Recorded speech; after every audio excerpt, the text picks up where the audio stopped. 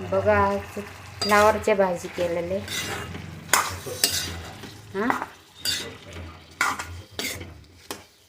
काय सपोर्ट करा.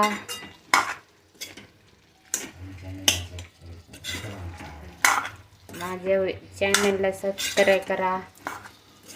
Vaishali recipe subscribe करा. फ्लावर आणि बटाटा सुकी करायचे थोडेसे. याला पाणी जास्त नसतं टाकत असते. वाफावर शिजायचे असतं.